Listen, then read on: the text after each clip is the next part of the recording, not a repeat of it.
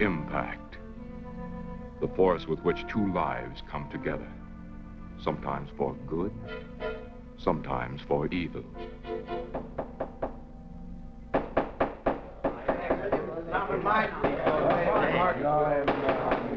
I say, Williams is out of line on there. I'm definitely against it. Seems to forget we have our stockholders to answer to. Phone Mrs. Williams, Della. Tell her to be ready in about an hour, and I'll pick her up. Yes, Mr. You phone San Rafael and see if those papers are on the way over from the executive. Yes, Will.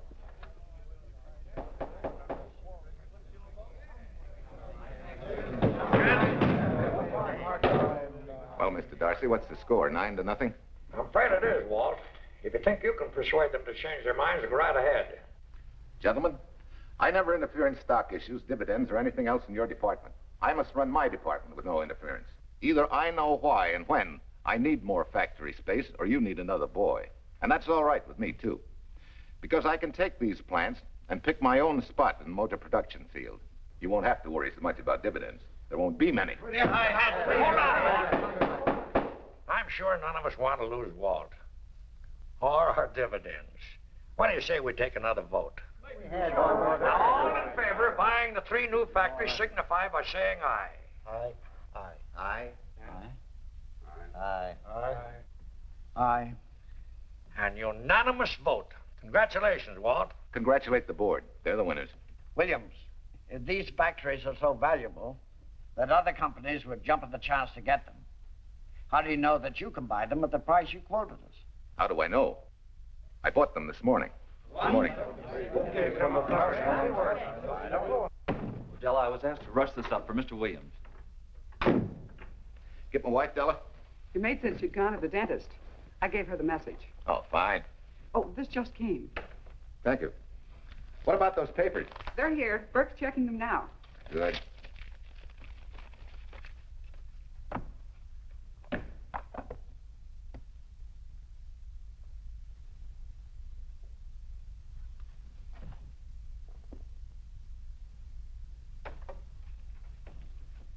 Congratulations, Walt. Take a look at Clause 4. Those provisions haven't been clarified yet. Oh, no? I wanted to leave for Tahoe right away. Get Judge Deering on the phone, will you? Never mind. I can get faster action if I run out to San Rafael myself and stick with them till they're right. Yeah? Mrs. Williams on 3. Oh, put the blueprints of that new diesel in, will you? I want Jackson to see him. Hi, Duchess. I'm afraid now we won't be able to leave till about 5 o'clock. What? You're not going with me, but I counted on it. But I thought as soon as Dr. Harris took care of whatever it was, I'd feel better. I don't. Stupid thing still aches, and I certainly wouldn't be a very desirable driving companion. Now, seriously, darling, you run along and buy your little factories and hurry home. I'll send you back to the office. And cheat me out of my goodbye kiss? Not a chance. I've got to drive over to San Rafael. I'll stop on the way. Love me? Bye, dear.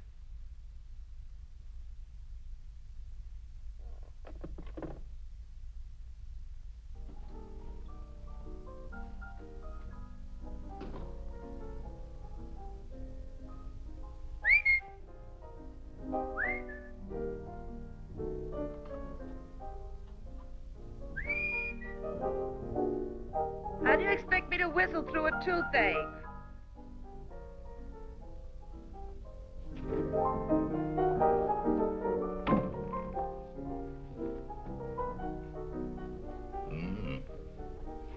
Nothing in the whole world smells as sweet as you do, Duchess.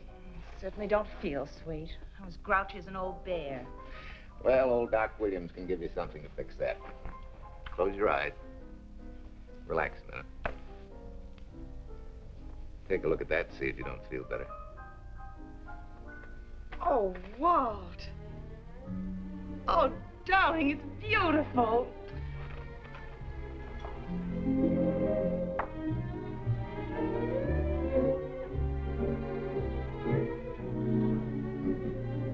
Not bad. Not bad at all. You know, to quote my wife, I like monograms on things. It shows they belong to me, unquote. When did your wife say such a thing, Mr. Williams? About 6 years ago, when I married her. She gave me the first monogrammed shirts I ever owned. Those were the words on the card. I still have it. I certainly hope your board of directors never discovers what a softy you are.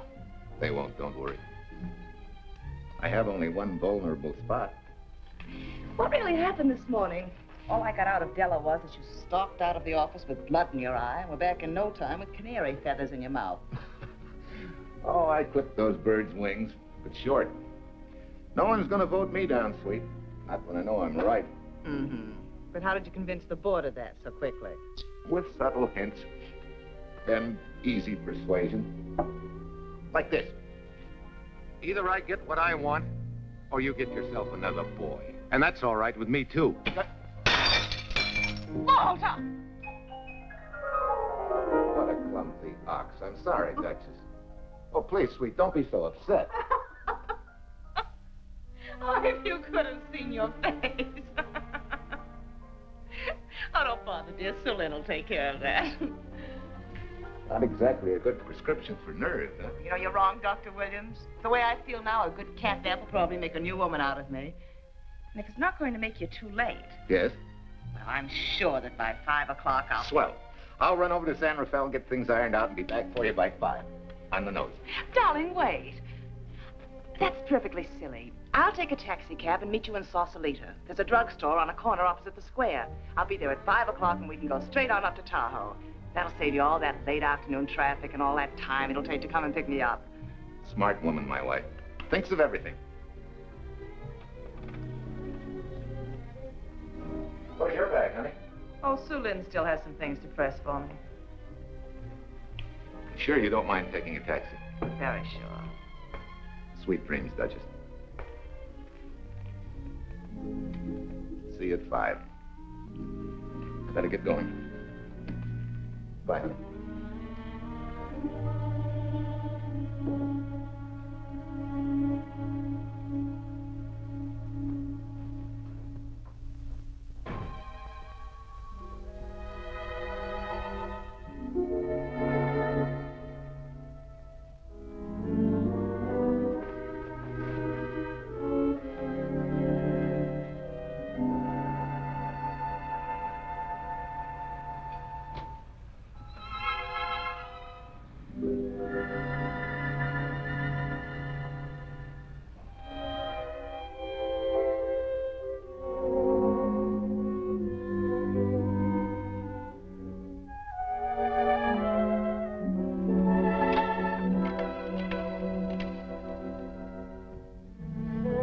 Long distance?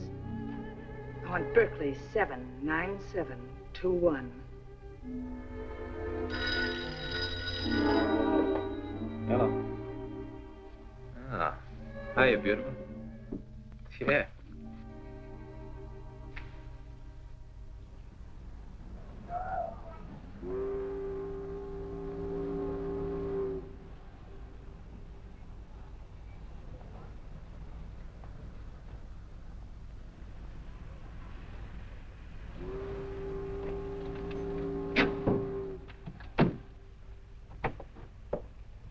Here.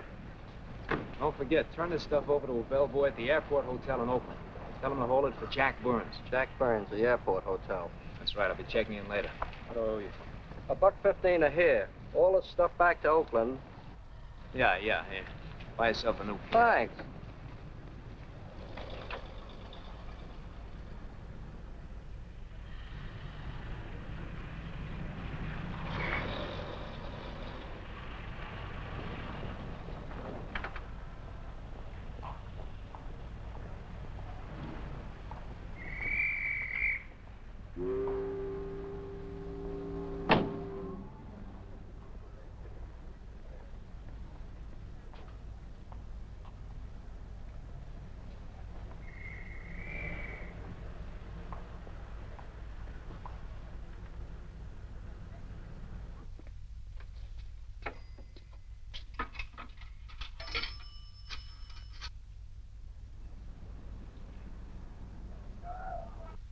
Hey, where's that new woman who was going to meet me? It's after 5 o'clock.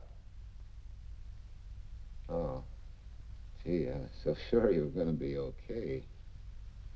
Maybe you better get yourself another dentist, huh? course I understand, honey, of course.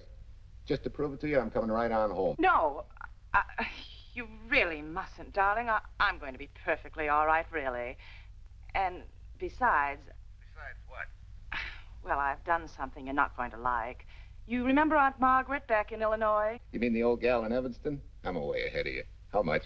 Well, it isn't money this time. It's another relative. Her favorite nephew, Jim Torrance. All of a sudden, right out of the blue, just after you left, he telephoned me from Berkeley. Okay, Judge, I'll see him when I get back. Well, you don't understand, dear. You're going to see him right away. What? Well, all he seemed to want was to be able to get back to Illinois, so I... So you buy him a ticket. That's easy. Well, it isn't. I offered to, but he got huffy and said he didn't want any handouts, and... Well, without thinking, I told him we'd pick him up and give him a lift as far as Denver. I won't say I'm getting exactly an even trade for you, but where do I find this guy? Well, he should be there right now. I told him to be on the lookout for a cream-colored roadster, just in case we fail to recognize one another after all these years. Oh, darling, you're such a lamb. You sure you forgive me? What do you think? Well, I better run along, or Cousin Jim might get nervous. Take it easy, sweet, and miss me, will you? I do already. Don't drive fast. And please take care of yourself. Softy. Goodbye.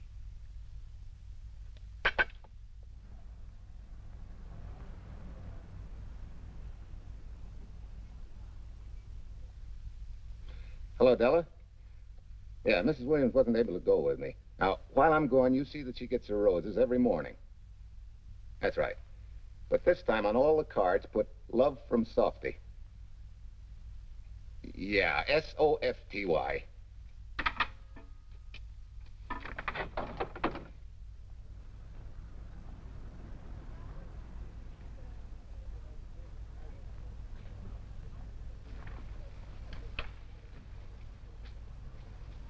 Hello. You must be Jim Torrance. Yeah, that's me. I'm Walt Williams. Hiya, Jim. Hi. Where's Irene? Oh, she's a little under the weather at the last minute. Worse luck. Oh, that's too bad. I was hoping I'd see her. Yeah, I'm disappointed, too. Where's your luggage? Oh, I'm wearing it. Less trouble that way.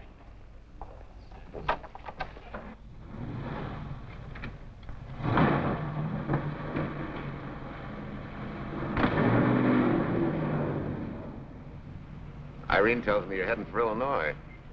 Yeah. Going been a little rough, huh?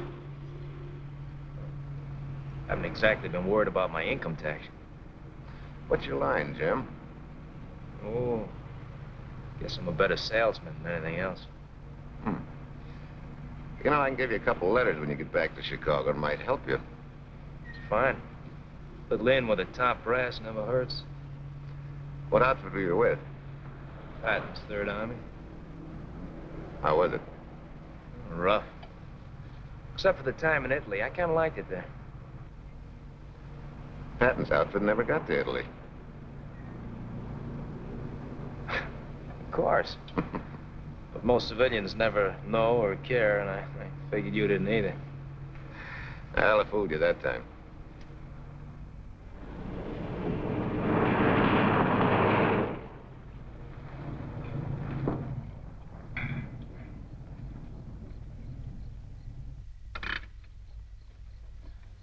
Our last chance to chow for a while. How about it?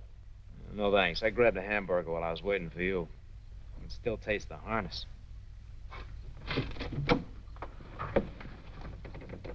Sure you won't change your mind? No, I'm gonna grab a little shut-eye. Right. Chicken sandwich and a Coke. One chicken sandwich. Chicken sandwich coming up.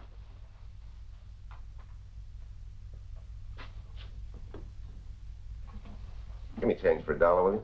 Yes, sir.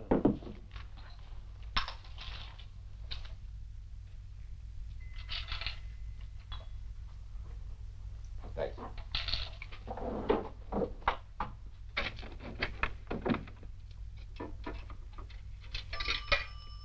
San Francisco.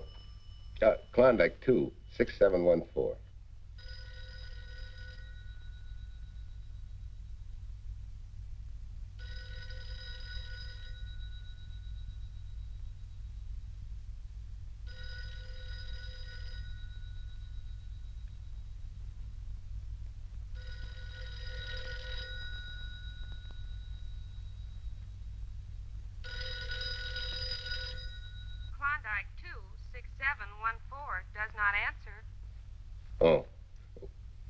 try Sutter 1, 2599, please.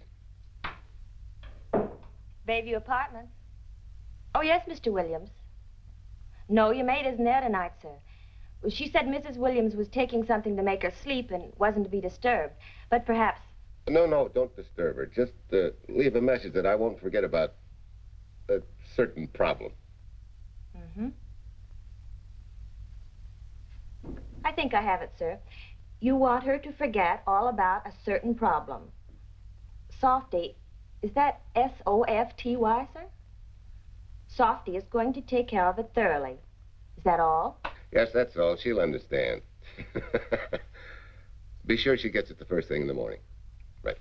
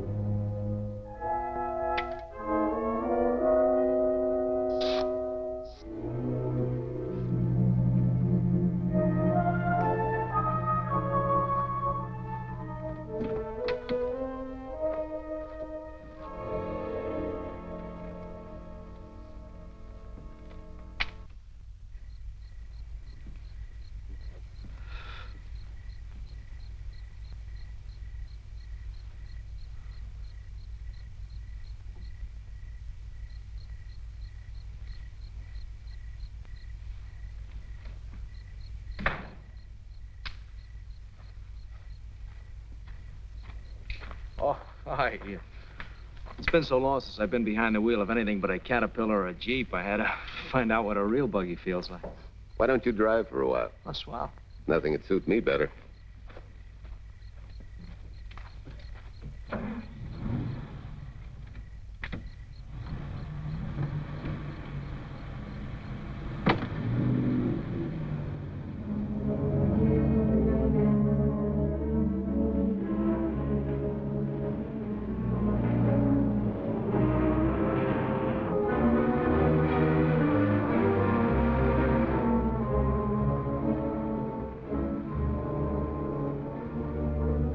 Tell me, Irene still got that little scar on her cheek?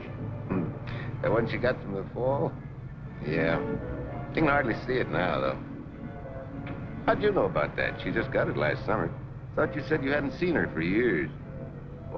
Oh, from Aunt Margaret, of course. How else? She always sends me the news in the letters.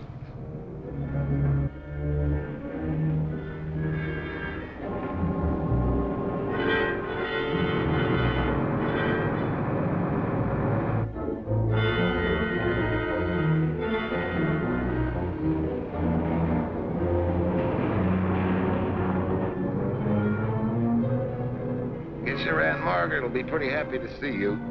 Irene says you're the favorite nephew. Afraid my lovely cousin was just giving me a build-up for your benefit. You don't know Irene. Maybe not.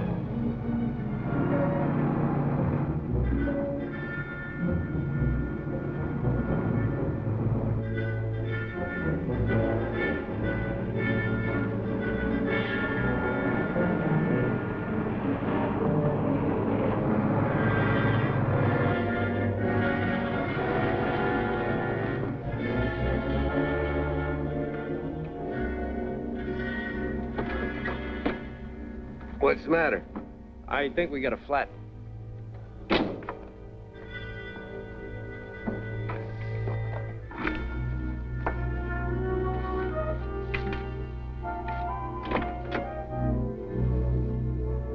Yeah, flat as a flounder.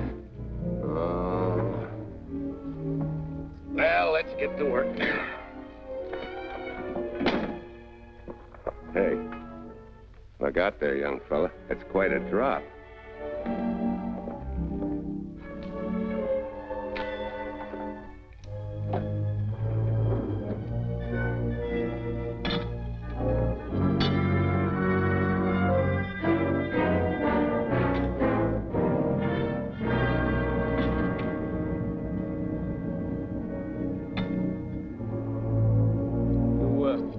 got a flashlight? I think I have. Get the jack. I'll take a look.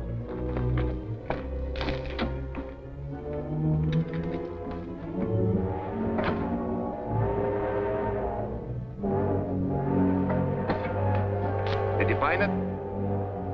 Yeah. Yeah, it won't be long now.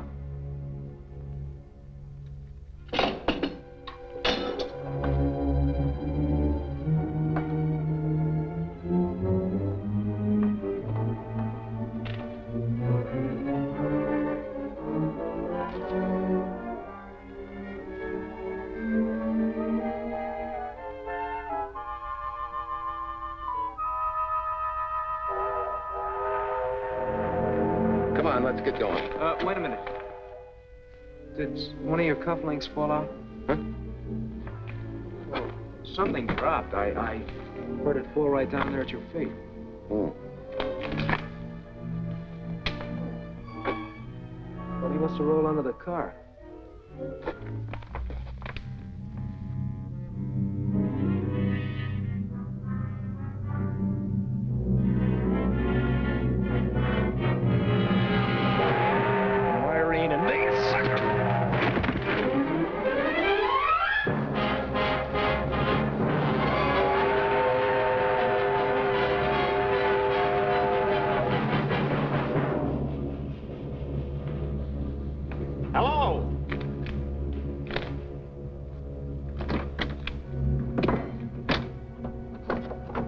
Need a hand? No, no.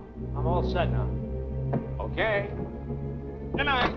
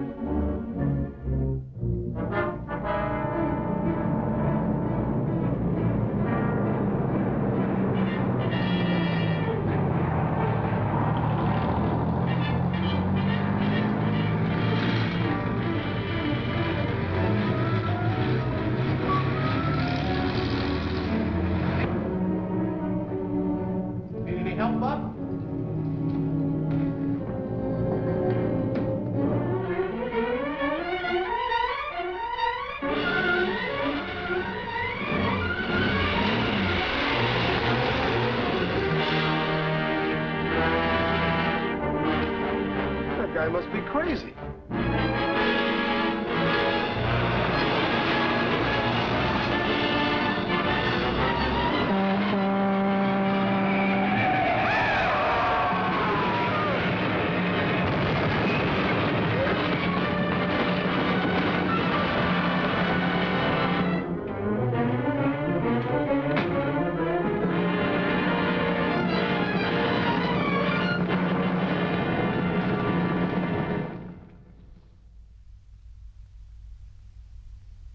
Now, in case my husband should be late and have to rush for his plane, this will be taken care of. Thank you. Tell Mrs. Burns to 302.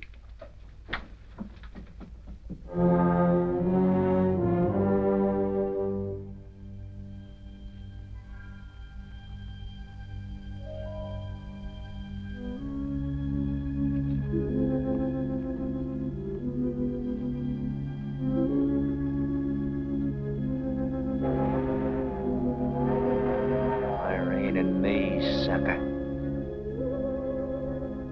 From Irene and me, sucker.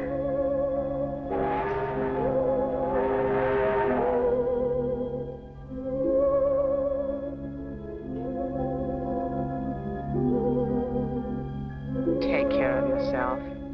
Softy. Softy.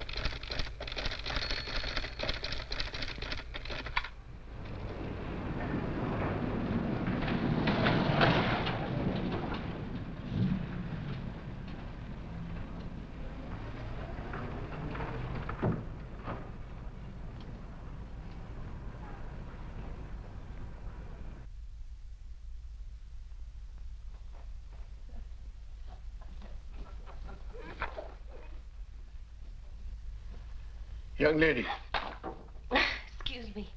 I want to see Mrs. Walter Williams. I'm sorry, sir, but she left orders not to be disturbed. I'm sorry, too. Lieutenant Quincy of the police department.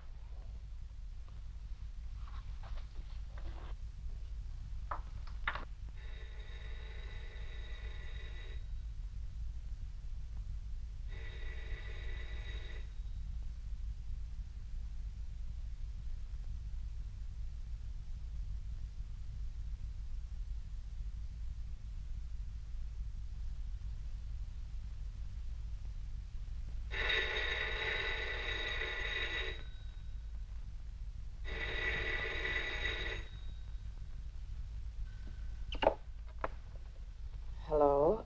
I thought I left orders not to be Oh, I see. Ask him to come up, please.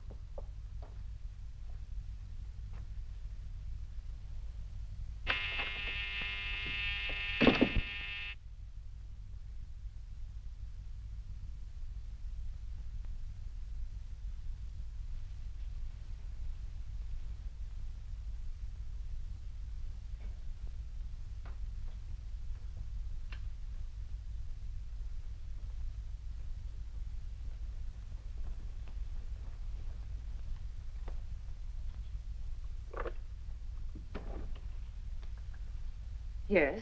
I'm Lieutenant Quincy with the police department. I'm sorry to disturb you at this hour, but... may I come in? Of course.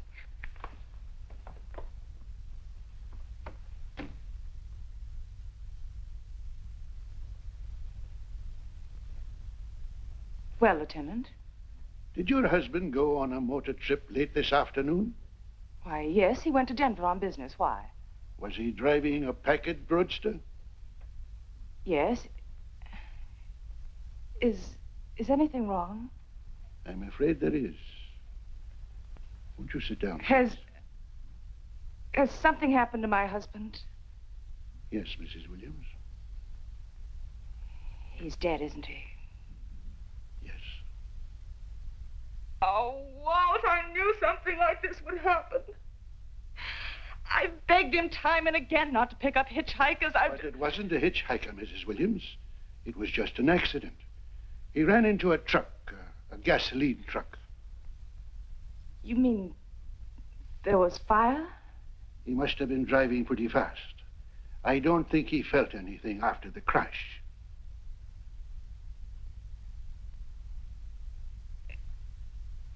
If there's nothing more you need me for, Lieutenant, I think I understand. And may I say you've taken this with a great deal of courage. Good night, Mrs. Williams.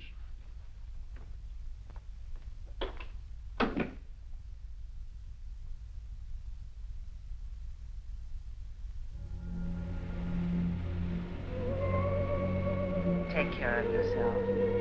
Softly. From Irene and me. Softly.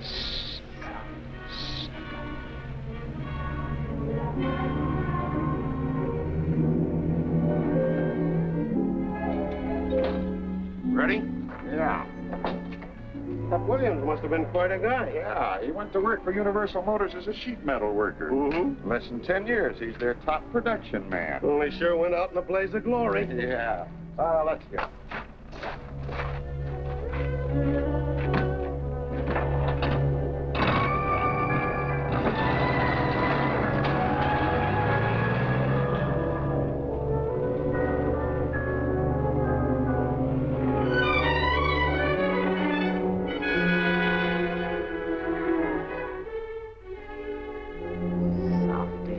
From Irene and me. Sucker. Sucker. Sucker.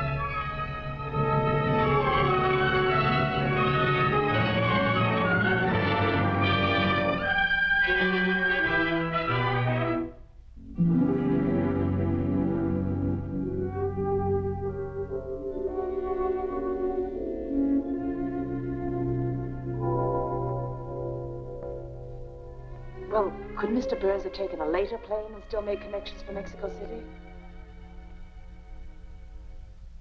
I see.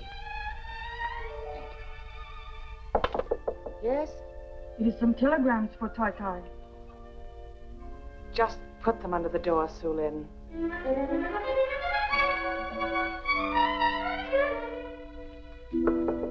Please, Tai Tai, a policeman Quincy most anxious to see you. Ask him to wait, Sulin.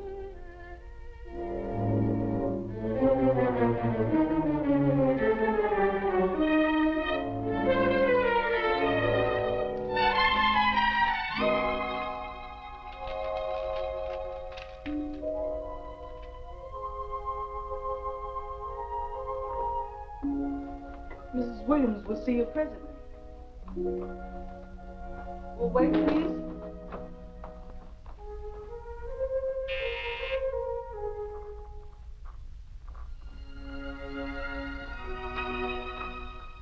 Flowers for Mrs. Walter Williams.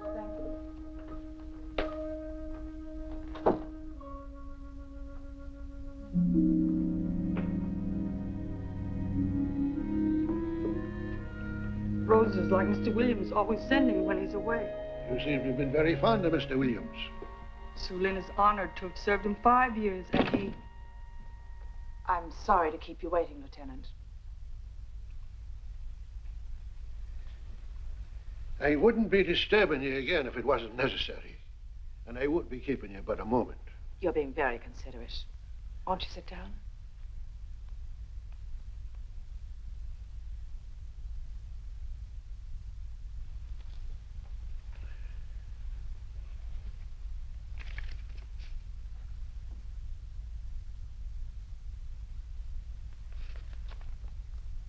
Everyone's been most thoughtful.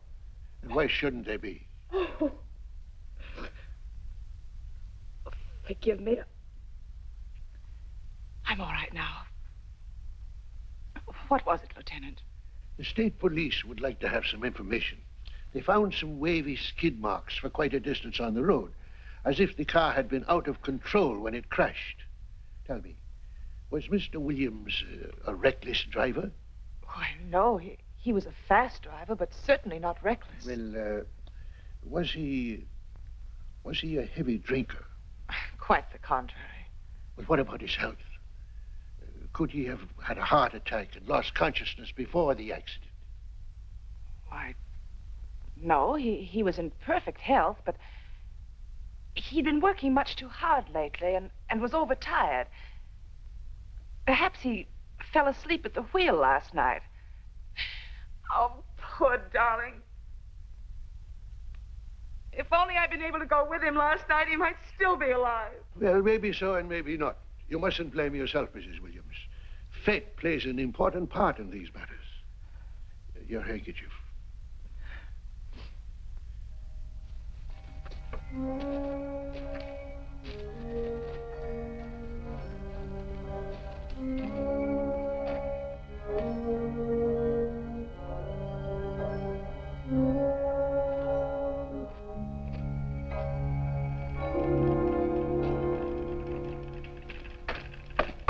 When's the next train to San Francisco? 10 a.m. tomorrow. You sure there isn't one sooner? No, I'm sorry.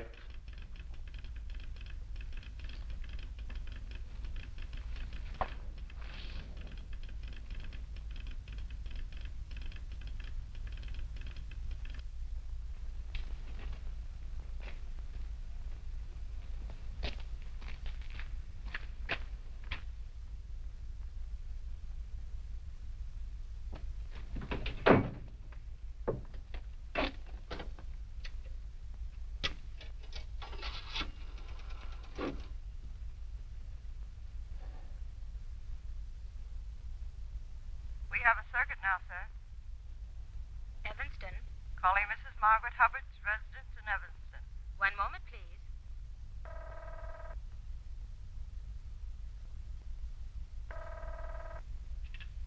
Hello?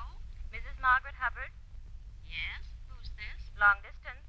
I have a call from Mr. James Torrance. Who? Mr. James Torrance. He's her nephew, Jim Torrance. The call is for your nephew, Jim Torrance. I haven't any nephew, and I don't know any Jim Torrance. Sir, Mrs. Hubbard says she doesn't know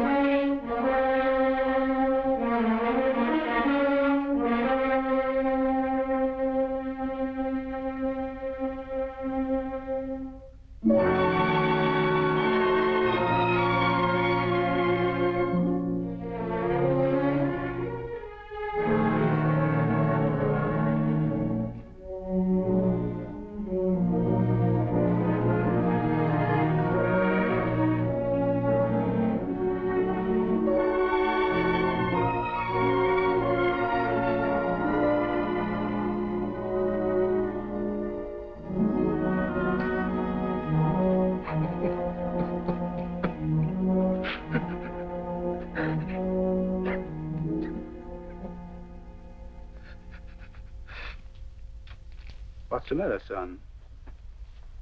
Looks like you need a doctor. Doctor? I can't leave the station, but old Doc Bender's just across the road there. Yeah. Doctor? Think you can make it? Yeah. I'll make it.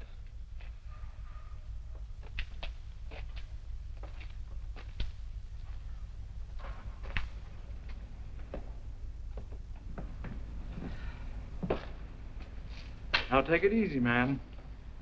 There's some concussion there. You've got to watch your step for a while. Yeah.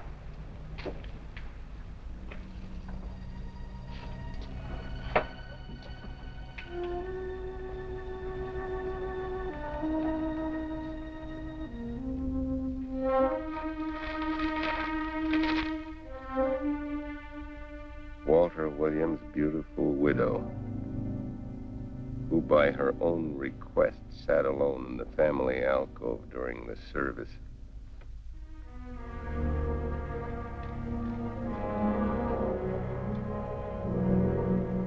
Smart. Someone might have caught her licking her chops.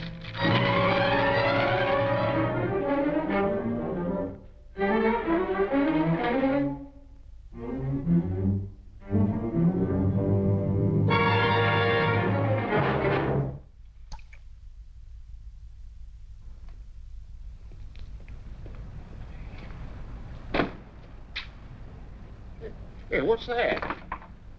Walter Williams. Walter Hey, ain't that the guy that... For the love of Mike, what's that briefcase doing here? He's dead. They did him a dirty trick if he ain't. Hey, now, wait a minute. Don't touch it. We better turn it over to the police.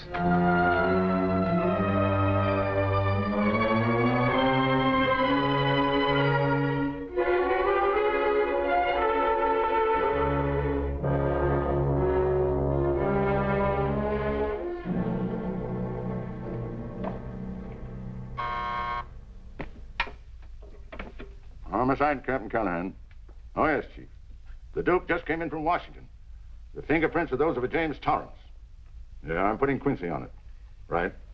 This sort of opens up a new can of peas on the Williams accident. There's the FBI reporting the guy. Playing with the lady's affection seems to come natural with him. All you got to do, Quincy, is find him. Yes, that's all I got to do. Last known whereabouts of Jim Torrance was in a moving van somewhere between Sacramento and Points East. Yeah, wait a minute. Last known address, care of his sister, Mrs. Joseph Rossetti. Irving Apartments, Berkeley. Well, what are you waiting for, Quincy? Let's go.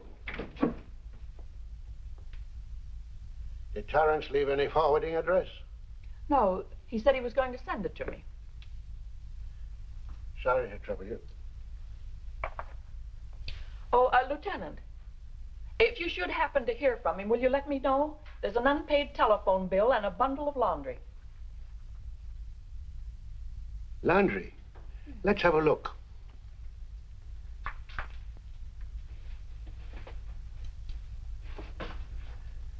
I may have to take this along with me. Not without a receipt, you don't.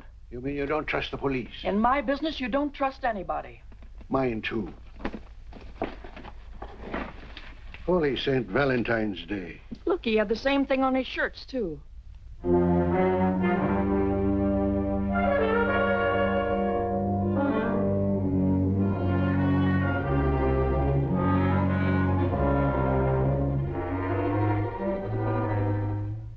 Well, romance in your late tenant's life. Did you ever see the lady? You know, I never did. But I always knew when she'd been here, the wonderful perfume. I'll lay you 10 to 1 she's a rich widow. Could be. Wait, I'll get you his telephone bill. Pretty fancy stuff for a hitchhiker. Yeah, but he's a pretty fancy hitchhiker. According to the shirt maker, a certain lady in the town had these made special. And they're just like her husband's, only his initials were WW. Sort of smells, don't it, Cal? Now take a look at this little item. It was also found in the laundry. I for Irene and W for... Well, it could be for Williams, too, couldn't it? Yeah.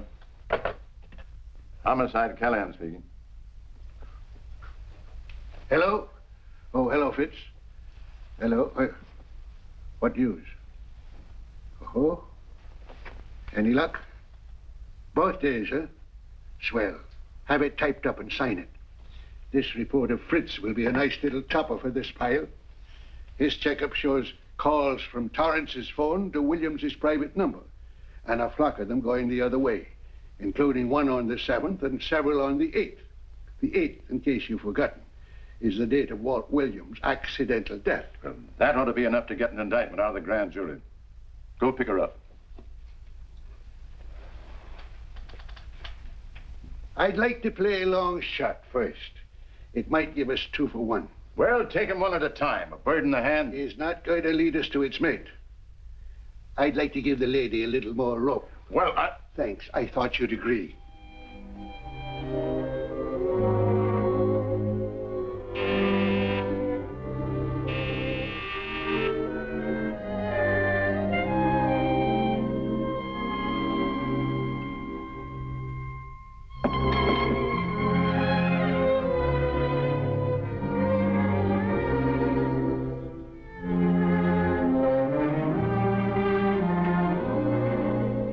Well, Lieutenant, you just caught me. I'm glad. I have some rather startling news I thought you should know before it hits the headlines. Come in. Thank you.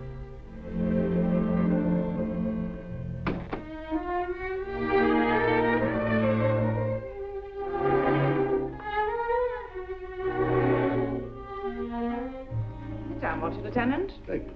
I'm very anxious to hear about this news. It seems that your first hunch, remember, that a hitchhiker was responsible for your husband's death? Well, Mrs. Williams, you may have been right. Why, I don't understand. Your husband's briefcase turned up in Kansas City yesterday in a moving van that had stopped at the scene of the accident that night. Apparently, the murderer made his getaway in it. That explains the wavy skid marks that made us suspect your husband was ill or unconscious at the time of the crash. Yes, I suppose it does.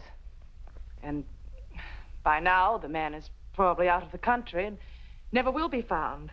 Don't you worry, Mrs. Williams. There were fingerprints on that briefcase.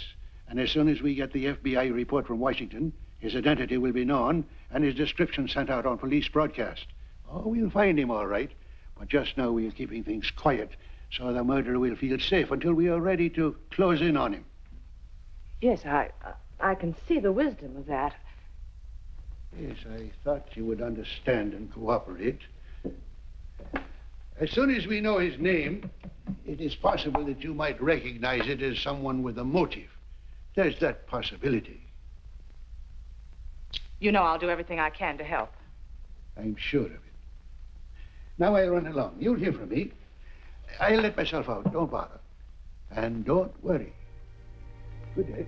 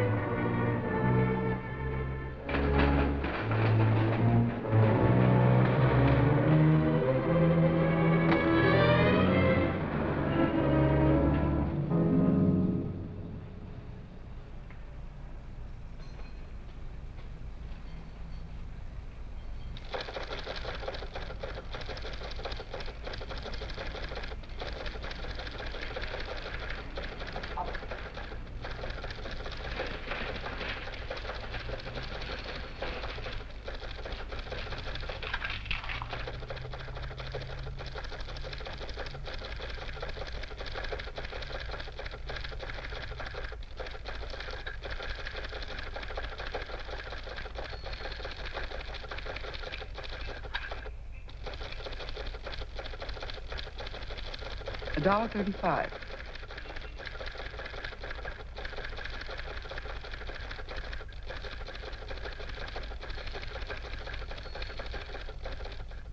See, everything after the letter J in the first name has been obliterated by heavy writing over it.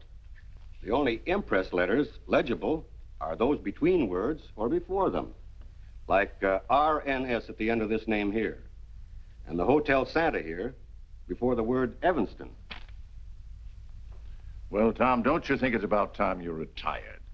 Why, there isn't even evidence there of Mrs. Williams' intent to communicate with Torrance. And who do you think she beat a path to the telegraph office to wire to? The League of Decency? I'll tell you what I think, that you should have brought her in when I first told you to. By the time we get her now, she'll have figured out a way to tip Torrance off. He'd be that much tougher to find. Not unless she's tipped him off from your office. Ernie's got her on ice waiting for you.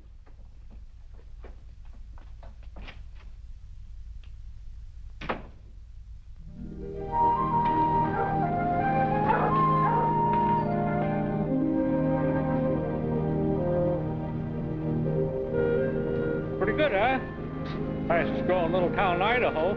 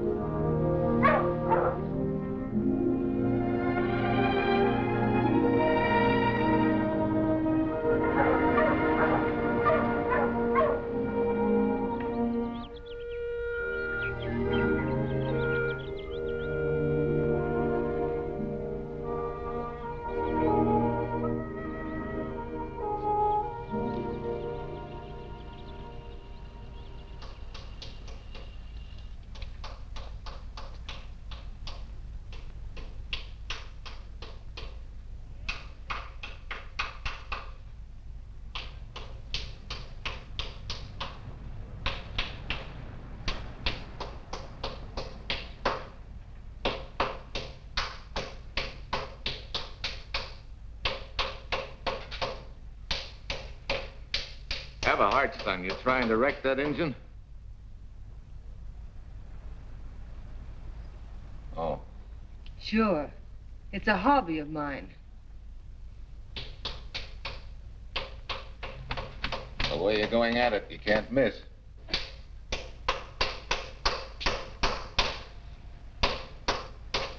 Here. I just can't let you ruin that beautiful motor. Start her up.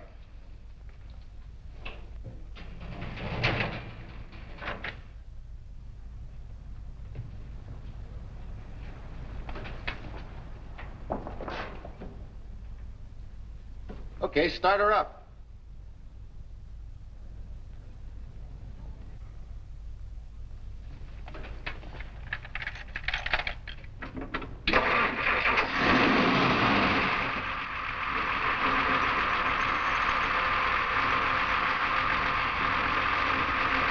Shut her off.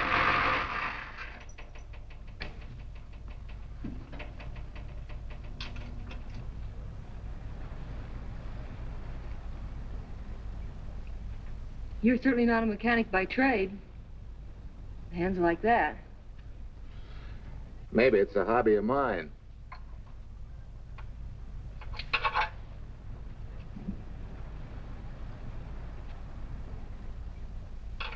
Gee, what happened to your head? Perhaps I was talking when I should have been listening. Okay? Okay by me. Thanks a lot, Hill. So long, Marcia. Bye. He's all right now. You better lay off though till the boss gets back. I'm the boss. I guess the new cars are a little bit over my head. Now, with a jalopy, it's different. Aren't there any mechanics around here you can hire? No, they all went over to the new factory in Mansville. I guess they got better wages. Tough break. Yeah. How much do I owe you? Oh, forget it. Well, I'll be shoving along. Well, at least have a cook in the house. You might as well. Marcia, can I use your phone a minute, please? Sure, help yourself, Uncle Ben. Never rains but what it pours. 650, please. Flat tire this morning. Now the danged engine stalled on me. Nice and cold. Wilson's garage? No, I did not give you the wrong number. Fine thing using my phone to cheat me out of repair bills. Aren't you ashamed? You gave me the wrong number. 650, please. You're a nice girl, Marcia Peters, and your ma's a fine woman. And I'll always buy my gas and oil here. But you ain't never gonna tinker with my car again. Busy? Busy. Always busy. Yeah. Wait a minute. We're not so busy. Would you like to do another good deed and give Uncle Ben a hand? Why not? Where is your car, mister? Maybe I can help you. Why, are you a good mechanic? Very good. And very reasonable. Well, just what you need, girl. Better hire him. It's an idea, Uncle Ben. Come on. Thanks for the Coke. Sure.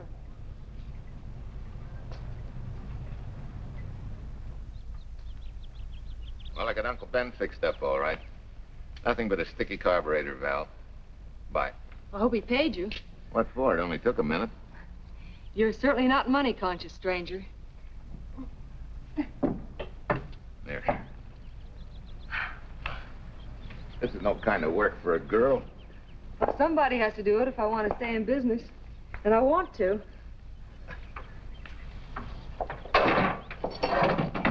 Must be some business that you're better suited for. Couldn't you lease this place to somebody? Sure. I did while my husband was overseas. But when he was killed in Okinawa, well, we'd made a lot of plans for the future here. And I had a hunch he'd like it if I took over and tried to make a go of it. Takes more than a hunch to do that. I got along famously. Business has been fine until lately when the help got short. Could be again. I had a good mechanic. Yeah. You sure need one, all right. Well, for Pete's sake, say yes or no. Do you want the job or don't you? You mean you'd hire me without knowing anything about me? You can repair automobiles. What else do I need to know? Except your name. Well? Why not? Sure. I'll try it for a while till you get someone permanent. The name's Bill Walker. Okay, Bill, it's a deal. And maybe if business gets real good, you'll want to stay. Well, don't count on it. Where does this go, on the rack? Yeah.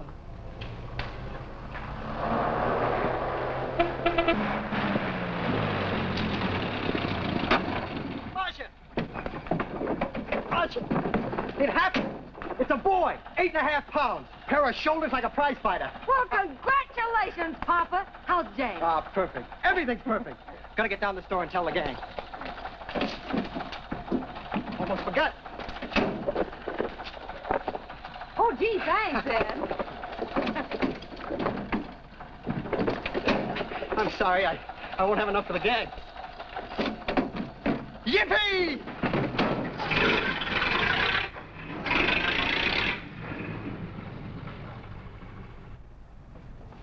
Maybe you can use this token from the slightly delirious new father. Thanks. Say, we haven't settled the matter of wages yet. Maybe I can't pay your regular salary. Suppose we leave that open till you find out how much I'm worth to the business. Doesn't seem to be any business right now. Might be a good time for me to get rid of this beard and find a place to board. We live right next door. I'll go ask Mom. She'll know of a place. Sort of a peaceful house. I noticed it this morning. Oh, gosh, I forgot. She's down helping Mrs. Wellesley with her canning. Mom finds homes for everything from stray cats... To stray mechanics? Well, you're not a stray anymore. I'll go phone. Pearl, 674, please. Hello, Miss Wessler. May I speak to Mother? Hi, Mom. I've got some good news for you. I hired a man for the station. Yeah. No. Nobody we know. He's from out of town. Needs to place a board. You got a good one up your sleeve? Okay. Says she has to meet you first to come home for supper. Huh? And you like apple or cherry pie? Cherry. Cherry it is, Mom. See you later. Oh, now I gotta get rid of this. Hey, where's the nearest barber shop? The one and only, just up 2 blocks. Tell Judd you're working for me. When you get back, we'll close up and go home. Thanks.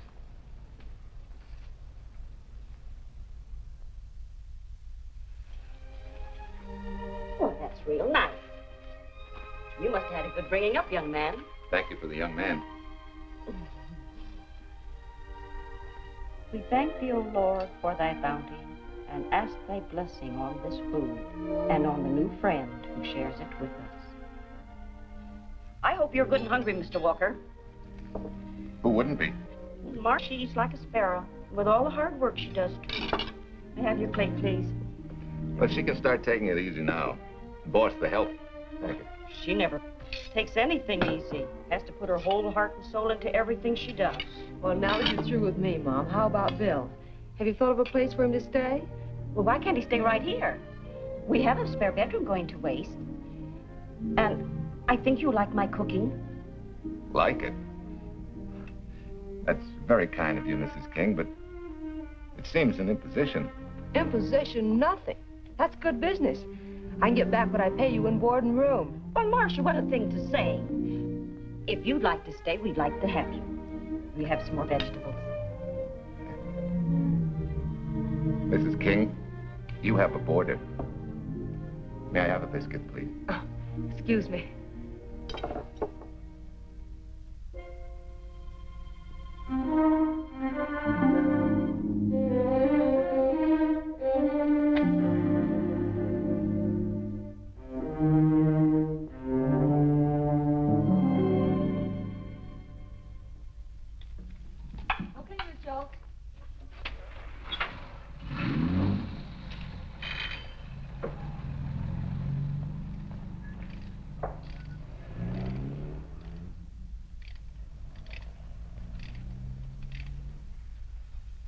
It's wonderful the way tools seem to come alive in your hands. You seem to sort of come alive, too. As though you got real pleasure out of working with it. I do. When you're doing a job with them, you can't think of anything else. Bill, if something's bothering you, why don't you get rid of it? What would you prescribe, doctor? Amputation. For that stupid chip on your shoulder.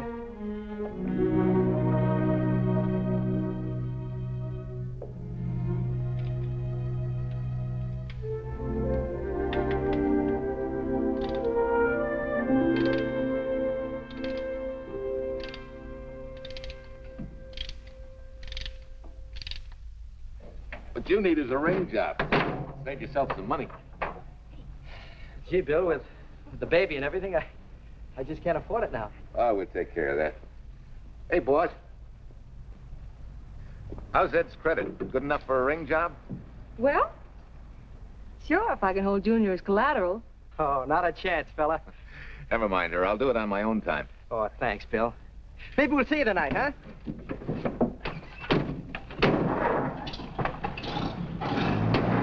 Some shoulders, huh? Yeah. Some father, huh? Bye, Marcia. Bye, Marcia. Bye. Nice kids. Hey, was Ed clowning about their being hard up? No. Things have been pretty tough for him ever since he got out of the service. Fix a car for him, Bill, and only charge him for the labor, okay? Then he gets it for free. I'd already figured on knocking that off. Say, we could make it an anniversary present. Anniversary of what? Junior's arrival. Mine. 3 months ago today. Time certainly flies. That was a lucky day when you came to MP service. Your work's been bringing in a lot of business. I'm glad of that. Hated to have fallen down on Mom and you. Say, look, boss, why don't we three celebrate tonight and go to the movies? Ed said he and Jane were going. Well, that lets Mom out. She'll be babysitting. I'd love to go, Bill. I haven't been in ages. Here's your opportunity. Go to work.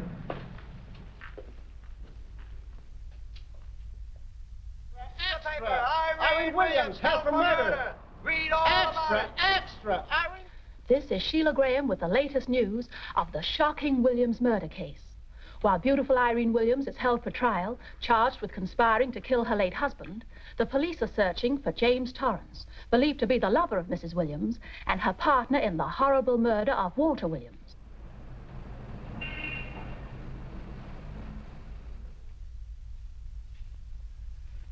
If I'm handling your case, my dear Mrs. Williams, I want 1/3 of everything you get.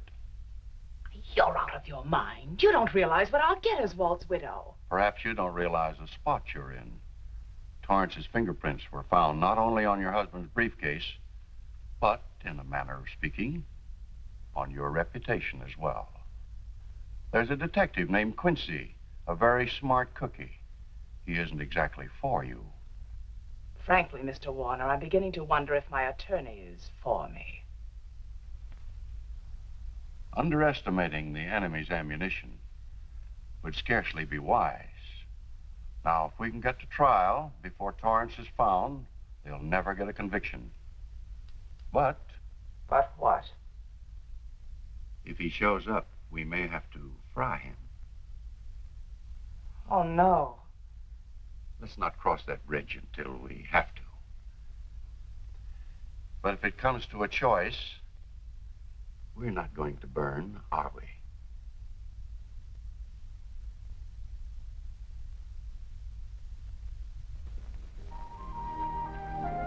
Aren't you the chatterbox this afternoon? What about this afternoon? Oh, I'm sorry, boss. I guess it was wool gathering.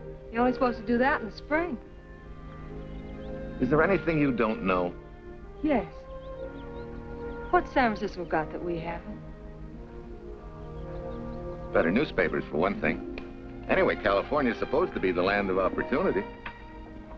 I thought that by now you liked it here. I do. Very much. It's a good town. Nice people. Swell boss. Thanks. We like you, too. No fooling, Bill. You'd be surprised how many people ask questions about you. What kind of questions? Oh, where you came from, do you have any family, do you like it here, and are you going to stay? Al Knox asked me at the movie last night if you wanted to join the volunteer fire department. Just interested, friendly things. I suppose it is natural for people to wonder about a stranger who moves into their community, like I did. You know, I've been thinking, maybe it wasn't such a good idea, you and I going to the movies last night. It's all right being seen in the station and here with Mom, but... You get used to that in a town this size. They're always trying to marry people off. You just ignore it, and after a while they forget about it. I'll go get cleaned up for supper.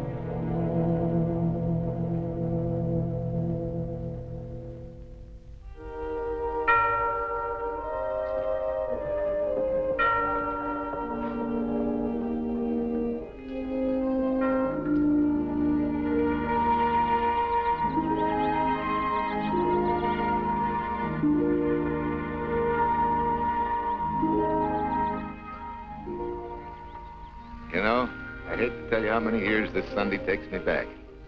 Did you always fall asleep during the sermon? I wasn't asleep, Mrs. Peters. I merely closed my eyes to concentrate. Oh, well, that's what you call it. I had to nudge you to stop you from nodding. Quiet. You're disturbing my reminiscent mood. Even smells the same. Could be the same bees buzzing in the same clover. As they say, you can take the boy out of the country, but... A rolling stone gathers no moss. It has to stop rolling sometime, doesn't it, Bill? Sometime, maybe. We grow a very becoming shade of moss here in Larkspur. Don't you think? You grow a lot of nice things here. Anyone in particular? You'll have to skip the answer to that one. Someone tore it out of the book. You're married, aren't you, Bill? Yep. That's right. You must have loved her very much to have been hurt so deeply. To be so afraid of someone, even yourself. Maybe it's better that way. And no one gets hurt. Bitterness and hatred hurt everyone. Can't you see, Bill? They're like a wall that shuts out all the sunshine from a garden and lets everything wither. Make room in your heart for something else, can't you? I guess this is my day for sermons. Sorry. As Mom would say, you never get rich minding the other fellow's business. Hey, that's a flyer. I'll be seeing you.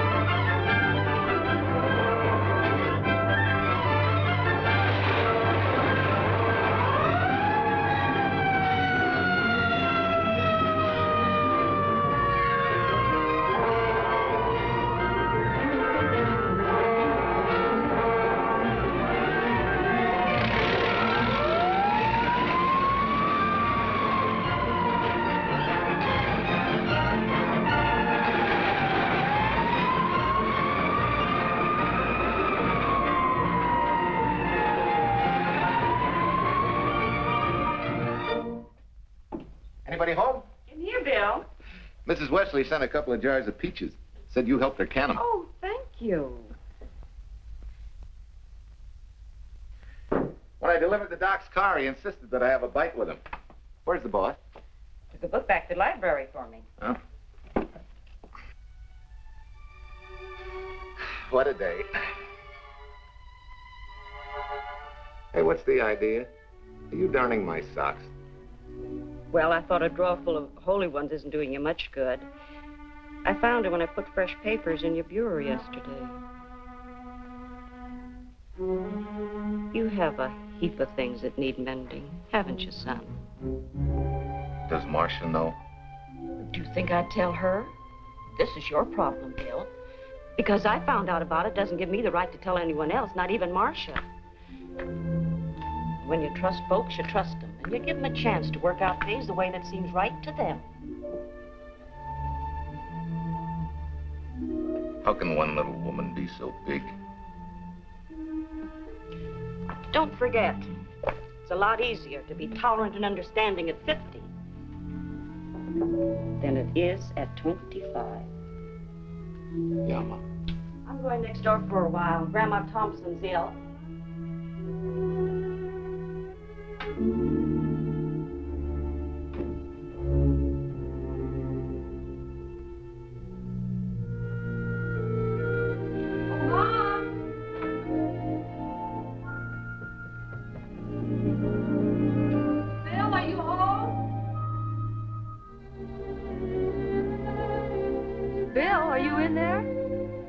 Yeah?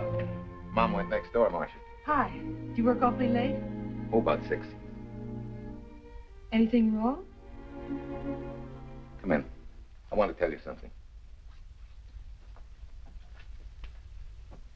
I'm checking out. Has something happened? No, just... I'm doing what I should have done a long time ago. Moving along. But why, Bill? My name isn't even Bill. There isn't any Bill Walker. I'm Walter Williams.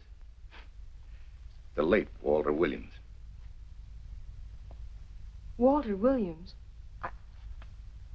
I don't understand. You may not even after I've told you, but at least you'll know the whole story. Sit down, please.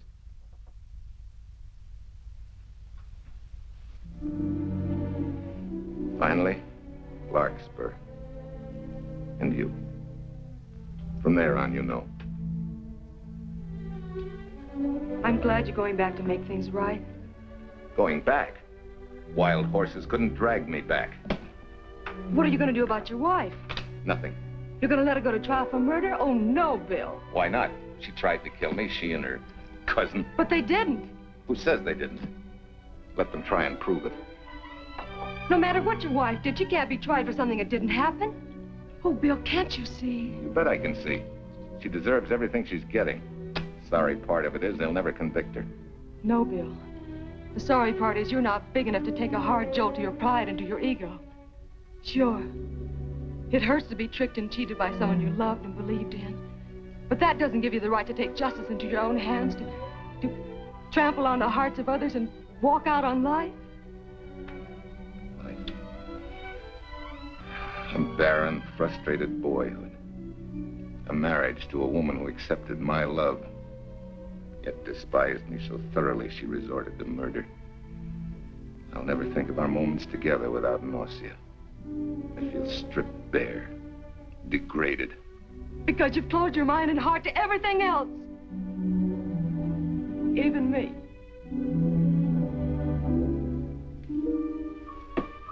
Oh, Bill, please. Don't destroy the one chance we have for happiness. We haven't got a chance. Doing the right thing never works out. I know.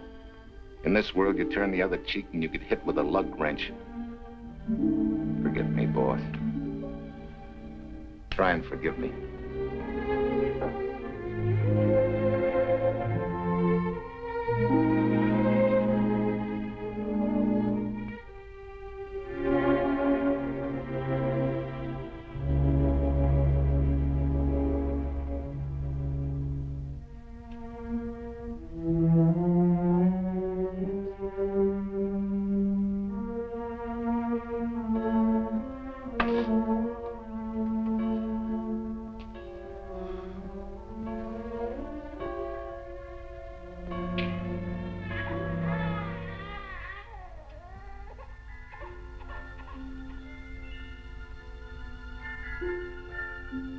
a boy. Pair of shoulders like a prize fighter. You know, I hate to tell you how many years this Sunday takes me back. You have a heap of things that need mending, haven't you, son?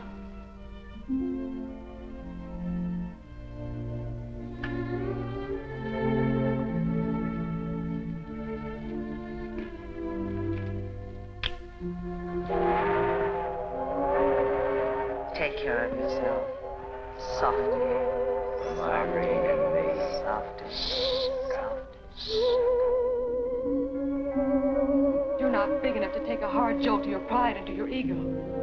Sure. It hurts to be tricked and cheated by someone you loved and believed in. But that doesn't give you the right to take justice into your own hands. Trample on the hearts of others and walk out on life. Oh, Bill, please. Don't destroy the one chance we have for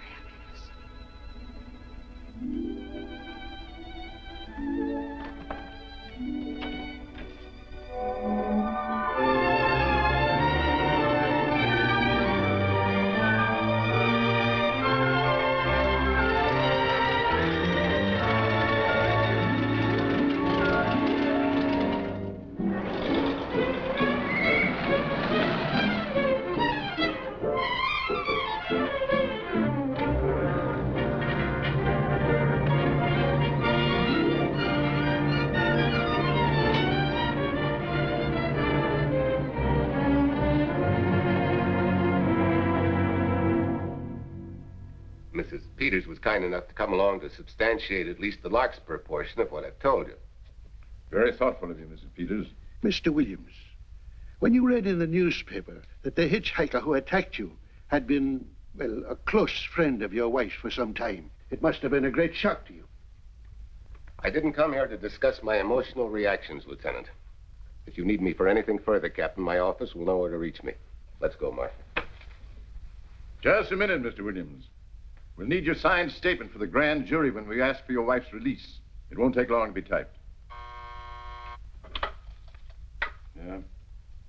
All right.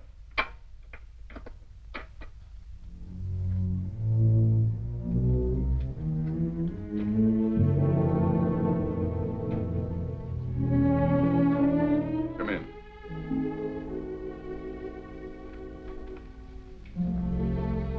Sit down.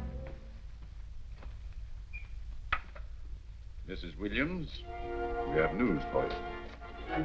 Really? I can scarcely wait.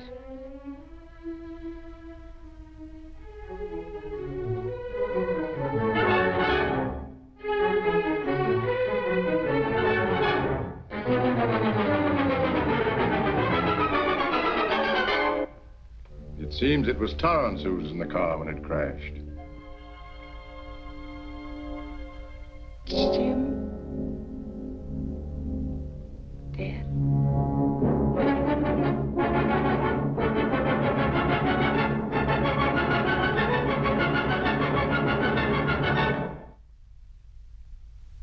You did it.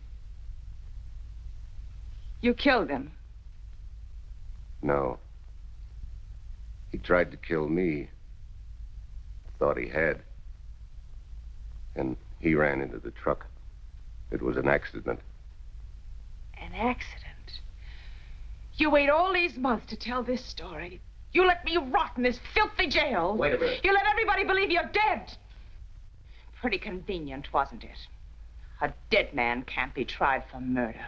Mr. Williams, perhaps your wife would understand better if you would explain to her about the amnesia. Amnesia? Oh, don't tell me you believe he had amnesia. Where's he been all this time, just wandering around in a daze? Tells us he's been in Larkspur, a little town in Idaho, working as a mechanic in a service station. Run by Mrs. Peters here.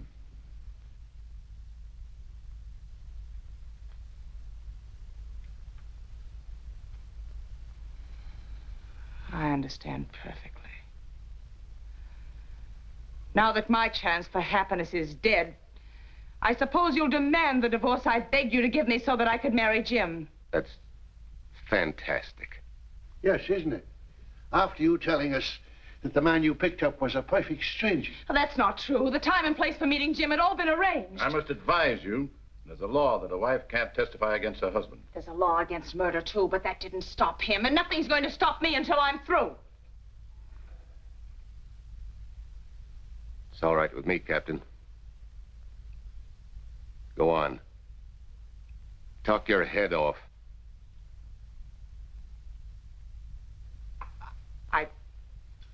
I was to have gone with him to Denver. He insisted on it, although I was quite ill. Several hours before we were to leave, he came home. There was a violent scene. He threatened to kill me unless I agreed to give up Jim. And I wish he had. This is incredible. Not one word that she has said is true. Then you have nothing to worry about. Mrs. Williams, was there a witness to the threats you mentioned? No. Unless the maid overheard. She was in the apartment. In fact, she picked up the pieces of the vase that he threw at me. Where's she now? I don't know. She left me suddenly after all this began. Please, could the questions wait? I feel rather ill. Will you have Mrs. Williams ready for the grand jury at 10 o'clock tomorrow morning? That's all.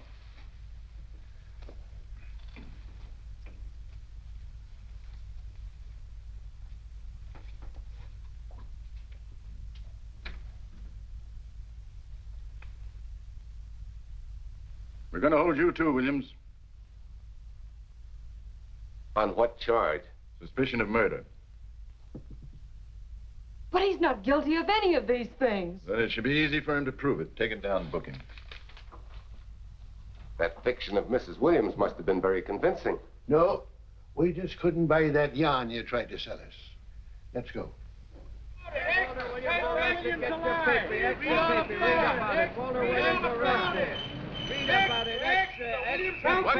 What's three? White, freed, and murder charge. Extra, get your paper. Walter Williams charged with murdering wife's lover. Extra, get your paper. Irene Williams goes free. Husband held. Extra, get your paper. White, freed, and murder charge. Walter Williams charged with murdering wife's lover. And Daly's going to cover Williams' office. Okay, boys, hop to it. I want all I can get by 10 a.m. tomorrow for the grand jury. Okay, Chief. Oh, Tom, don't miss a bit. Dig up everything you can on Williams and the Peters dame. You sort of believed Irene Williams' story, didn't you, Ben? She made better sense than he did. Well, sure, she's a better liar than he is. Don't forget, I went all through her grieving widowhood with her. She's a bad customer. Well, that's for the grand jury to decide, and Williams insisted on letting her talk. So it's his funeral. Funeral, all right. Especially with that yarn he told. But murder's out of character for him. There's a few pieces missing somewhere. There might be in Idaho, if it's not too much out of character for you to get going. You're going to miss me, Cal, when I retire next year. Maybe I'll join Private Eye and solve your cases for you.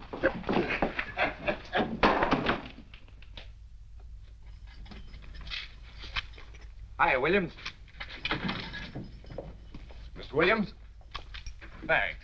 Got a deal from the bottom here, don't you? Sorry, Williams. Okay, Williams.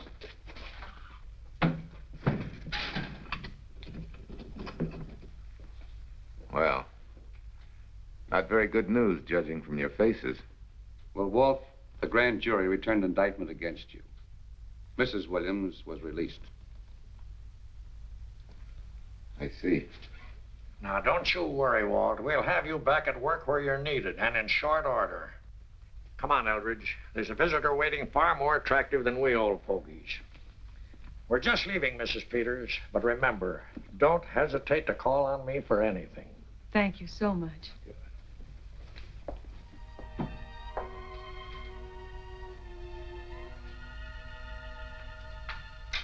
Hi, boss. Bill, what have I done to you? If it weren't for me, you wouldn't be here. If it weren't for you, I wouldn't be. I came back here because I wanted to believe in the things you do. I still do, no matter what happens. Will you do something for me? Go back home, where I know you'll be taken care of. Not a chance. You'll have to think up a better reason than that to get rid of me. I'm a big girl now. I've just been to Larkspur, Williams, where I found these newspaper clippings. Of course, some of them are 3 months old, but you seem to treasure them, so I brought them along. So? I don't think they exactly substantiate your claim of amnesia. As if you were interested in substantiating any claim of mine. Now, let's get one thing straight.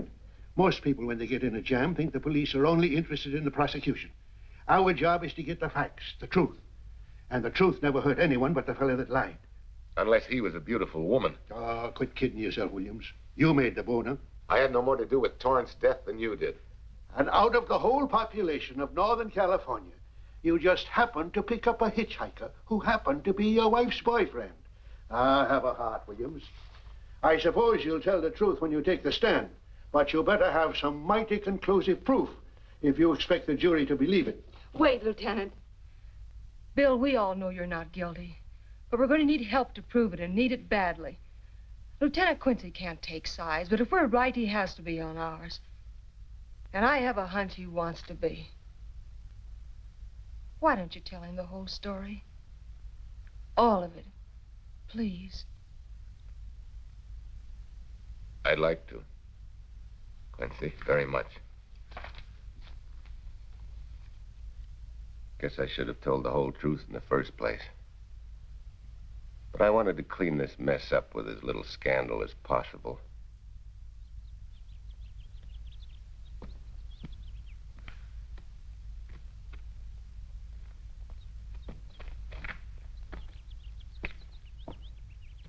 Well? No sign of the lug wrench or anything. My dear Mrs. Peters, will you please stop trying to be a detective? How many times do you think the police have combed this spot for any kind of evidence? Now, be a nice girl. Take Mr. Williams' advice. Go back to Larkspur. What time is it? It's only 4 o'clock. We still have time to go back to town and go on our hunt for Sue Lynn. Now, look here, young woman. You've had me on the run since early morn. But, Lieutenant, the maid seems to be our only hope now. We've got to keep looking till we find her, that's all. That's all? Wait. She was naturalized, wasn't she? Suffering chopsticks. Quincy, you dumb flatfoot. This Sue, what's her name, was Chinese born. If her port of entry was San Francisco, there'd still be a file on her, photo and all. Let's go. Back to town. Immigration.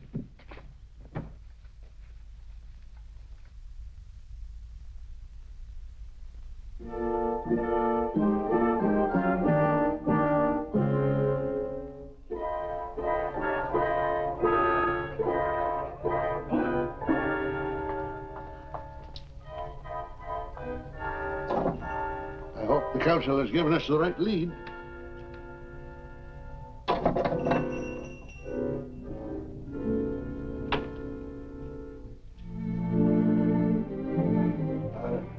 You are sing? Understand? You savvy English? Also French, Italian, and Hebrew. May one ask what is desired? We're looking for Su Ling Chung. A Chinese consul said you were her uncle and might tell us what she is. This daughter of my brother, has she offended the honorable police? Oh, no. They just wanted to ask her some questions about Mr. Williams, the man she used to work for. Ah Sing's heart is heavy that he cannot lead you to her. But things that are not known cannot be told. Well, if you hear anything of her, report it to headquarters.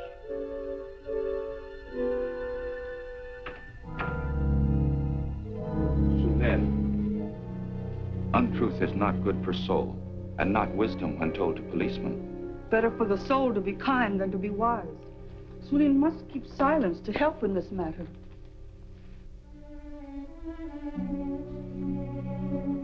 You know, you're quite a gal. In case I haven't told you lately. You're just too easily pleased, that's all. There must be a way out. Why can't we find it? Oh, buck up, boys. Tomorrow's another day. Yesterday you go to trial. Oh, Bill, I'm afraid. And the state intends to prove, beyond any reasonable doubt, that the defendant, Walter Williams, did, with malice aforethought, kill the deceased James Torrance, whom he knew to be his wife's lover. And that with his victim dead beside him, he drove his car into the course of an oncoming truck, jumping clear himself some seconds prior to the crash. And subsequently, he made his getaway in the back of a loaded furniture van. And for 3 months, as Bill Walker, he laughed at justice. But had imprisoned his unfaithful wife for conspiracy in his own murder. But then he decided that being dead cramped his style. He thought he could eat his cake and have it too. So he returned, most anxious to explain his long absence and to right the dreadful mistake that had imprisoned his wife for 3 months. Ladies and gentlemen, it was a cold-blooded, premeditated murder. It must be punished to the fullest extent of the law. Call the first witness, please. Captain Callahan, did Walter Williams tell you what suddenly cured his amnesia after 3 months? No, he did not. But he did tell you the man that struck the blow which caused the amnesia was a total stranger, a hitchhiker he had picked up. Yes? And that he knew nothing of this man's identity or relationship with his wife until he suddenly recovered from his amnesia and heard or read the details. That's what he said. That's all. Thank you, Captain. Your witness, Counselor. No questions. No. I saw no signs of amnesia, but definite concussion. He was a bit evasive in answering questions, but not vague or unsure. In your opinion, Doctor, could this head injury have been caused by a fall? Yes. If the head had struck on some object, such as a stone or a metal pipe. That's all, thank you. Your witness. Dr. Bender, are you familiar with a tool known as a lug wrench for changing automobile wheels? I'm afraid I am, sir. I've had a regular epidemic of flat tires lately. Well, then, in your opinion, could this head injury which you treated have been caused by a blow from a lug wrench? Yes. It could have been caused by that, too. Thank you, Doctor. The ones with the earliest dates, you will notice, are heavily creased, as though they'd been carried in a wallet or a coat pocket. Thank you. Lieutenant Quincy, will you kindly tell the court where you found these newspaper clippings? In the bedroom occupied by Mr. Williams in Mrs. Peters' home in Larkspur, Idaho. Is this your handwriting, Miss Revere? Yes, sir. And that's the message, at least our record carbon of it. Would you read it to the court, please? June 9th, 8:32 p.m. Message from Mrs. Walter Williams, Penthouse D. Mr. Williams called, said he wants you to forget all about a certain problem. That Softy is going to take care of it thoroughly. Was there any other conversation? Well, I just asked if that was all, and he said yes, she'll understand, and sort of laughed as if it were a joke and hung up. Some joke killing the wife's boyfriend. That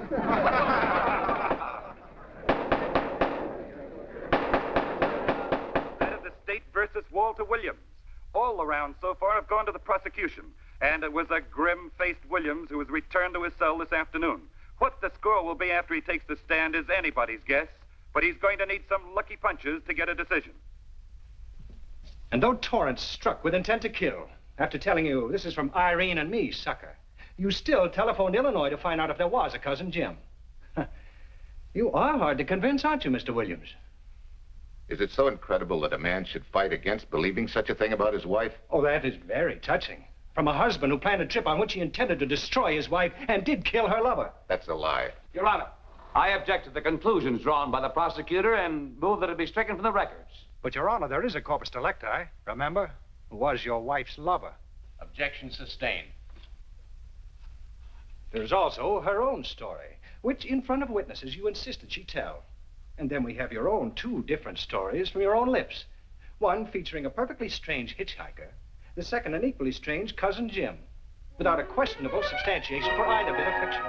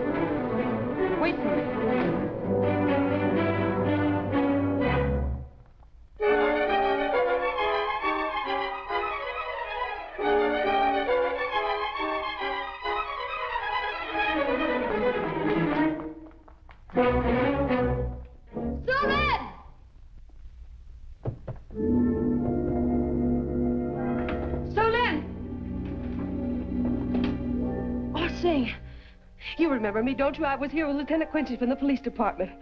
I just followed Sulin up the stairs. I saw her come in here. You must be mistaken. I'm not mistaken. She's here. I must see her. Our thing, don't you understand, is to save a man from prison, even from death. I will send her to you.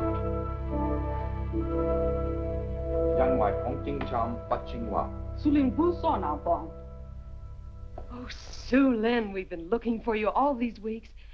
Mr. Williams needs your help so desperately. I cannot help. You must forget that you found Sulin. Forget it? But you're his only witness. You're the only one that can help. Not as a witness. Only with silence can I repay his great kindness to me and my family in China. Why?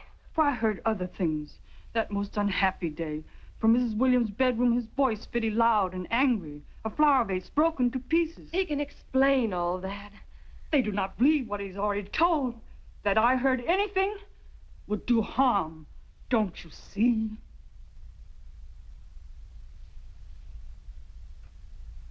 Yes. Much sorrow comes from women who know not honor and truth. And Mrs. Williams, she's not true, even to that Torrance man. What made you say that? That night when he was killed, her sickness was but wall of falsehood, behind which she could go secretly to a meeting place. You mean she went out that night? Sulin, are you sure? Yes, because next morning in her bedroom I found street shoes that had been worn. Her coat on the closet floor with the sleeves turned inside out as though removed hurriedly. And in one pocket, a door key to some hotel. Sulin, that's it. Proof that she and Torrance had planned to meet that night after he killed Mr. Williams. What hotel was it? Oh, I don't remember. The key. What did you do with it? Returned to coat pocket. Come on. We'll get to Lieutenant Quincy. He'll know what to do. And pray, Sulin, every step of the way.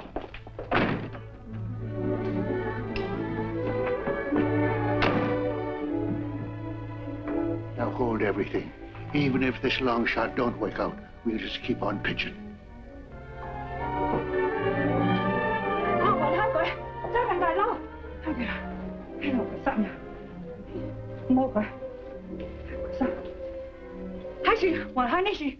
Here it is, yes. Room 302, Airport Hotel, Oakland. Maybe we got our miracle. A special little Chinese one. It is to hope that Sulin was of small help to Mr. Williams. Oh, Sulin. Come on, copper. Next stop, Oakland. A certain little ladies' hotel rendezvous. I was on night duty then, all right, but I sure don't remember a looker like this. Quite a dish, eh?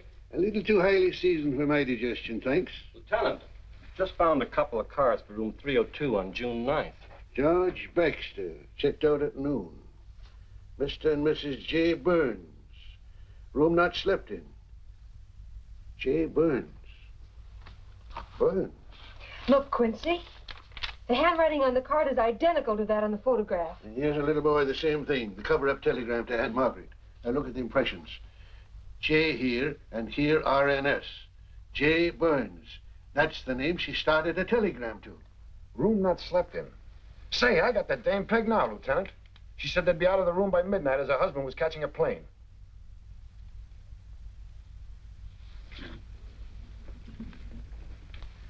But Quincy... Reservation for Sam Andrews. Yes, sir. This ties it all up, doesn't it? Yeah, like a greased pig.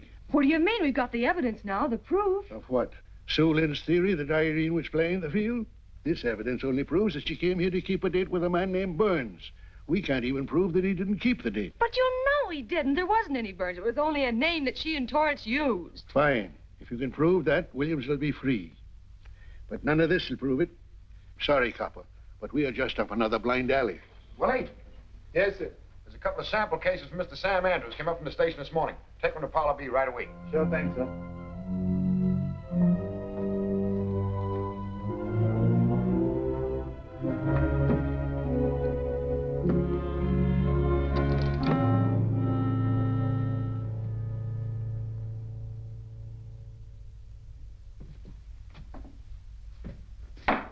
Seated. Case of the state versus Walter Williams. Proceed, Mr. Aldridge. Your Honor, we will call Mrs. Irene Williams. Take the stand, Mrs. Williams.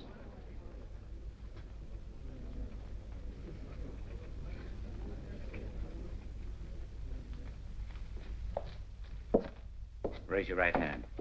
You solemnly swear that the testimony you're about to give in this cause to be the truth, the whole truth, and nothing but the truth, so help you God? I do. Hey, what cooks? The defense calling her? Mr. Eldridge, what's the purpose in calling this witness?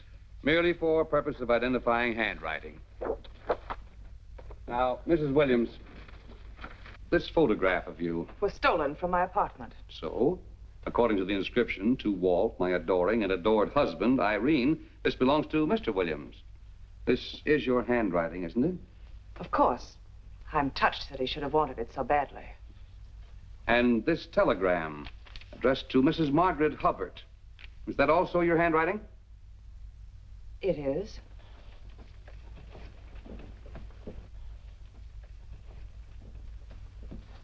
Now, Mrs. Burns, I mean Mrs. Williams, this photograph is inscribed to Jim, my adoring and adored Irene. Did you write this, too? I see no point in all this. Merely answer counsel's questions. Did you write it? I did. And these letters addressed to Mr. James Torrance, did you write them? Yes.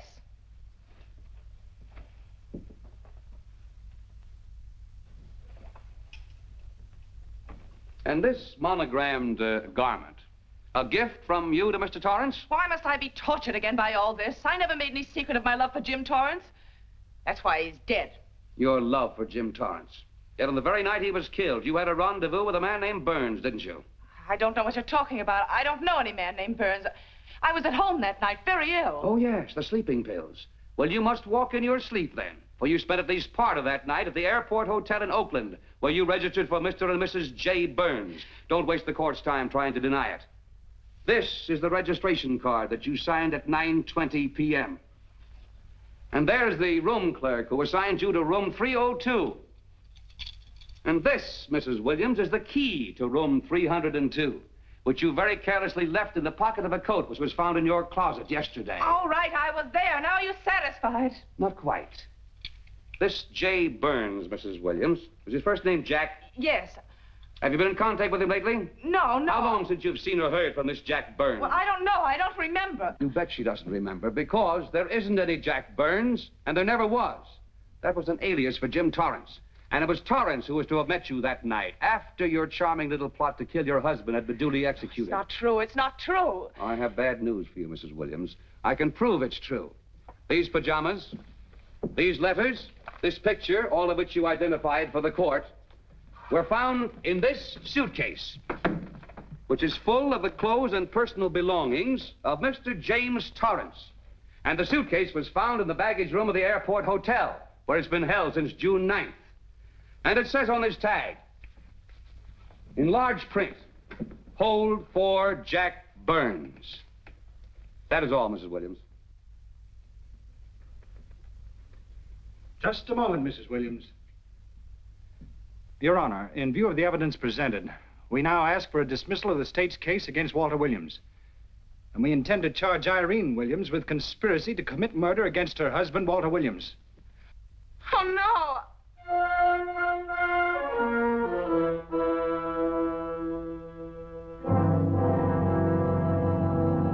The case against Walter Williams dismissed. Court adjourned until 2 o'clock. Well, that's that, Walt. Congratulations, Mr. Williams. I haven't the words for it, Quincy, but we could never have made it without you. Ah, sure you could.